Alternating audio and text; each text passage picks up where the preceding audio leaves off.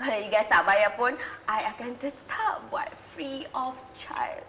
Because I miss you so much. Kalau I kerja dengan you all, hari-hari lah I dapat tengok muka ni. Rindu. Aduh, Fatin ni kan saja je nak kenakan saya. Sayang, kalau saya nak tahu, Fatin ni dulu, dia ni kira macam penyeri dalam grup discussion kita orang tahu. Orang kalau tengok dia ni, orang tak percaya dia ni doktor tahu. Sebab dia suka melawak. Oh, ya ke? Suka melawak. Memang kelakar pun lawak tu tadi. Kelakar lah I ni. Sayang. Kan? Panas ni.